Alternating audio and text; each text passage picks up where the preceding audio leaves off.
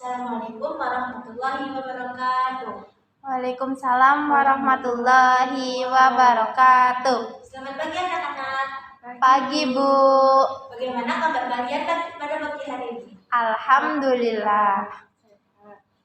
Baik, sebelum memulai pelajaran kali ini, sebaiknya kita membaca doa dahulu. Bismillahirrahmanirrahim. Hari ini kita akan membahas tentang masa kanak-kanak Nabi Muhammad SAW. Teman-teman, masih ingat pembelajaran kita minggu lalu? Ingat Bu. Minggu lalu kita mempelajari tentang lahirnya Nabi Muhammad. Nabi Muhammad lahir pada 12 Rabiul Awal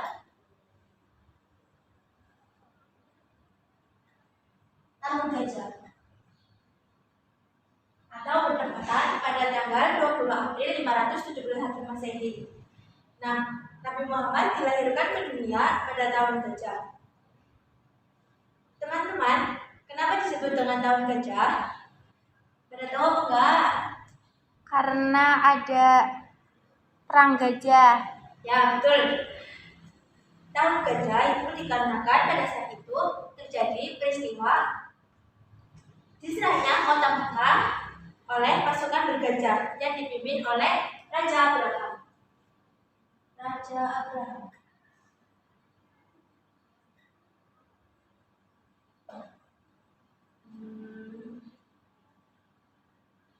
Siti Aminah, ibunda Nabi Muhammad SAW,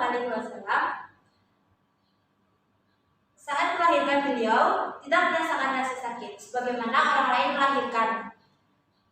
Ketika Aminah melahirkan Nabi Muhammad, Abu Thalib, yaitu kakeknya, yang sedang berada di Ka'bah. Saat itu Abdul Muthalib dikabarkan bahwa cucunya sudah lahir ke dunia. Dan kemudian Nabi Muhammad langsung dibawa ke Ka'bah dan langsung diberi nama, yaitu Muhammad, yang artinya orang-orang yang terpuji. Dan teman-teman, tahukah kalian orang-orang zaman dahulu memiliki tradisi, yaitu menyusukan dan menitipkan bayi-bayi yang baru lahir kepada perempuan balia yang bernama Halimah Sa'diyah. Nah, kemudian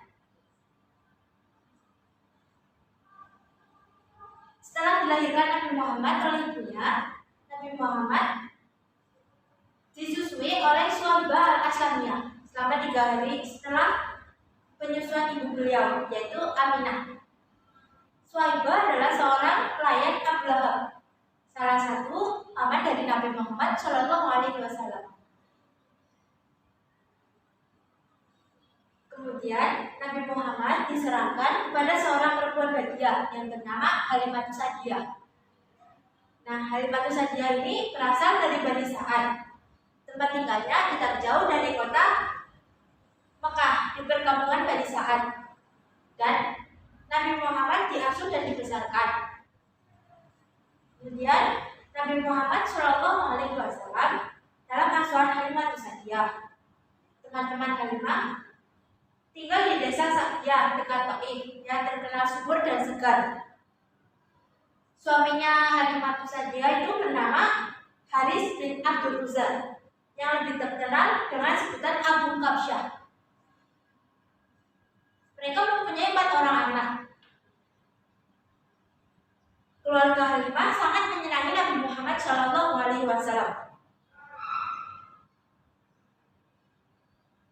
Menyusui dan mengasuh Nabi Muhammad dengan penuh rasa kasih sayang, seperti kepada anaknya sendiri. Setelah disusui selama 2 tahun, Nabi Muhammad SAW dikembalikan ke ibunya, yaitu Siti Aminah, di kota Mekah. Namun, karena di kota Mekah pada saat itu sedang terjadi berjangkitnya penyakit yang menular, Halimah memohon kepada Aminah agar diperbolehkan membawa Nabi Muhammad SAW pulang lagi ke rumahnya. Dan permohonan itu pun disetujui oleh Siti Aminah, ibunya Nabi Muhammad.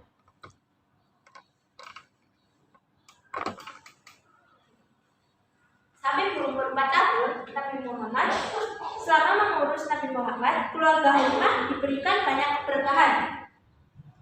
Salah satunya adalah berubahnya kambing-kambing mereka yang tadinya kurus jadi gemuk dan banyak memiliki susu. Pada usia 4 tahun, Nabi Muhammad mengalami peristiwa yang sangat luar biasa, yaitu ketika beliau sedang bermain dan mengembala kambing bersama teman-temannya, yaitu didatangi 2 malaikat. Lalu kemudian Nabi Muhammad dibawa pergi, lalu dibalikan dan dibelah dadanya. Kemudian Nabi Muhammad itu dibelah dadanya, yaitu membuang sifat-sifat kotor dan memasukkan sifat-sifat baik kepada dadanya, ke dalam dadanya Nabi Muhammad. Dan kemudian beliau dicap kenabian di pundaknya. Kemudian Nabi Muhammad SAW dalam asuhan Siti Aminah. Setelah 4 tahun Halimah mengurus Nabi Muhammad, dengan berat hati ia harus mengembalikan kepada ibunya, yaitu Siti Aminah. Maka sejak saat itu Nabi Muhammad diasuh oleh ibu kandungnya sendiri, yaitu Siti Aminah. Kemudian Nabi Muhammad dibawa oleh ibunya ke kota Yatsrib untuk berziarah ke makam ayahnya dan mengunjungi sanak saudara yang berada di sana. Kemudian pada saat perjalanan pulang, Siti Aminah mengalami sakit yang sangat berat dan kemudian wafat. Kemudian Siti Aminah dimakamkan di Abwa, yaitu terletak di antara kota Mekah dan kota Madinah. Sekian penjelasan dari ibu. Kalau misalkan nanti ada yang ditanyain aja ya setelah itu. Kurang lebihnya mohon maaf. Assalamualaikum warahmatullahi wabarakatuh. Waalaikumsalam warahmatullahi wabarakatuh.